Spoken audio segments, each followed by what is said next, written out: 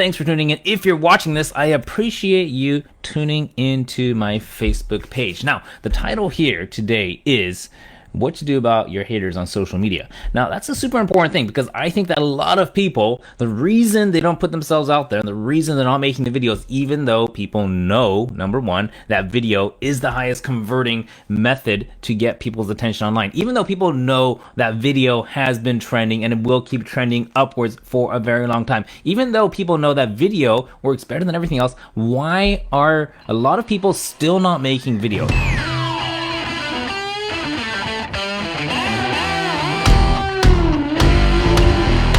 Because of the haters for some people. It's because, and this is a real thing, guys, it's because you're afraid of the negative comments. You're afraid maybe that your friends will look at you like, who's he trying to be all big? And who's she trying to pretend to be so-and-so and so-and-so? Fear of what people will say about you. Now, that's a really big deal. And I was just thinking about it, and I realized that when you put yourself out there, no matter what, you're going to get some opposition. No matter what, there's going to be people who hate anybody who puts out anything. It doesn't matter what you talk about. You could talk about reducing pollution. You could talk about saving animals. You could talk about meditation. There's gonna be somebody, no matter what you talk about, who's gonna hate on you. The thing is, for every person who hates on you, there's going to be about 100 people who love you and support you. But our brains are wired, our reptilian brain is wired to focus on the negative, to focus on the thing that makes us feel endangered, threatened. And why is that? It's actually a survival instinct. The reason why we focus on the negative is because, when we were hunter-gatherers as humans, what happened? Everything could be amazing. We could be there picking berries, absolutely nutritious, delicious, amazing. And then there's one little rustle in the bush off in your peripheral, and automatically you're not focusing on all the good stuff around. You're focusing right there. Where's the danger? Because that could be a tiger waiting to pounce on you. That could be a lion, a snake, a jaguar. So our brains are wired to focus on the negative.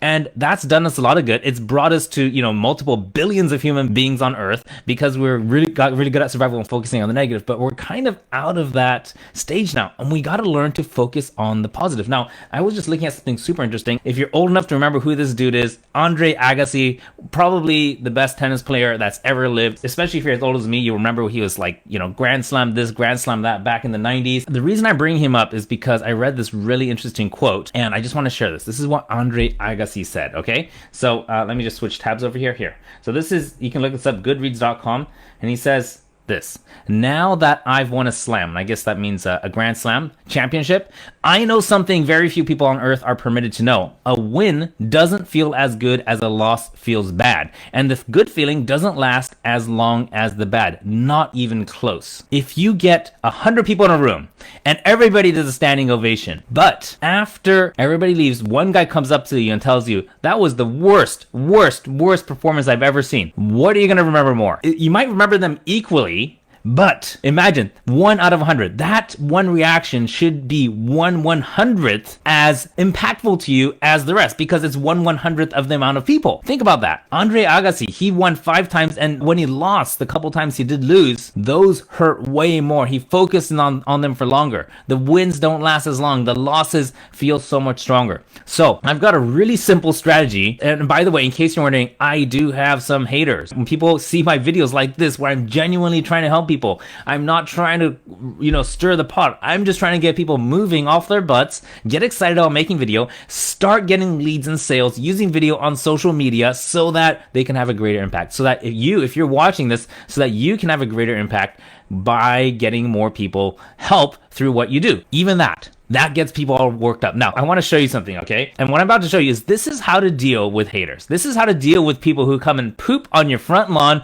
with their mental garbage for no good reason at all. Here it is. I'm going to share my screen here again. And guys, this is what I do every time I get a hate comment, and it just works like magic. You're going to love this. All right, here we go. All I do is, first of all, I want to show you this comment I got, okay? This is not so long, a couple weeks ago. Someone says, no one gives a rat's bleep about you or your bleep ass Facebook ad. Shove it up your blank. And by the way, this is real. Not too long ago, someone gave this comment under one of my videos. This is what you do. You take a screenshot. This is on my newsfeed, okay? You take a screenshot of it. You write a post about it. You stick it on your social media feed. Look at this, guys. I got 30 engagements with this. This is all people who come in and they back me up. They're like, don't worry about this. We love what you're doing. and they just confirm to you what you believe is already truth. Look at all this engagement. Every single one of these engagements, and engagements mean is someone is actively going back and forth with you on social media. Every single one of those engagements is an opening for me to, number one, be able to open a conversation with them so people can find out more about what I do. Number two, it tells Facebook, hey, Facebook, this is a popular post. A lot of people are engaging. Therefore, let's put it on more people's timelines. Number three, it's building up my confidence. I got one hate comment. I got 30 positive ones saying, hey, don't worry about that guy. That's garbage. Happens all the time. Keep going. All that positive encouragement, other people see that too. It's that easy. It's that powerful. And the more hateful the person's comment is, the more engagement you're going to get from your true friends, from your true supporters, from the people who actually do appreciate you. If this was helpful, if it gave you a tiny bit more confidence to be able to move forward, to be able to take one step forward in overcoming an obstacle to going live, in overcoming that internal barrier to going live or to recording a video and put it out there, then I've done my job and I'm really happy, okay? That's all there is to it, guys. Just take their hate, use it as fuel to get more engagement, to get more encouragement, to get more support. It's super easy. If you agree with this video, here's what I ask you to do. Share it to your timeline. Okay, share it to your timeline, share it to your groups, because there's so many people that need this encouragement. If you know somebody who needs this encouragement, tag their name below. Tag them, because if you tag them, they might see this message, they might not listen to you. It might be hard for you to confront them and tell them this stuff. But if they see my video and a real example of how to deal with hate, then it might give them the encouragement that when the hate comes, you know what to do. Take a screenshot, post it on your page, ask the opinions from the people who actually do care about your message. That's it for today, guys. Share this to your timeline, tag someone below, and I will see you next time.